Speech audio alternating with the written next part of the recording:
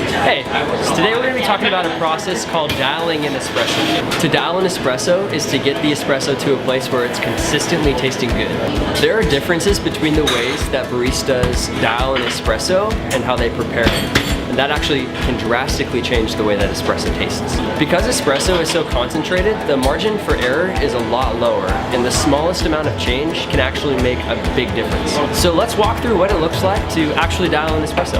The 5 factors that we take into consideration while we're dialing in espresso are age, dose, volume, time, and grind.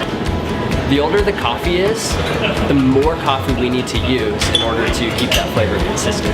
Coffee loses flavor as it ages and the oils evaporate. Dose means the amount of coffee that we put in this, the portafilter. Generally, when coffee gets older, we raise the dose. Next is time, which is how long we let the shot pull.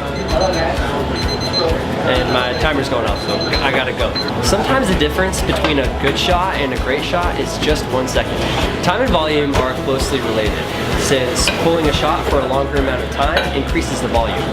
Here at Broadway, we pull a double shot of espresso, or a set of espresso, which is generally 1.5 to 1.75 ounces. Finally, there's the grind. This collar on the espresso machine changes how close the burr grinders are to each other. Like Ben talked about in our last video series, whether we're making hand brews or espresso, the same principles apply when it comes to the grind. Grind is a really useful way to determine how long it takes water to go through the coffee. We usually make really small adjustments, but they make a big difference in the espresso. So that's the lightning way of how to dial in espresso, and if it sounds complicated to you, that's because it is. That's why we put in the hard work of dialing an espresso, so that you can come in, drink this cappuccino and say, dang, that tastes really good.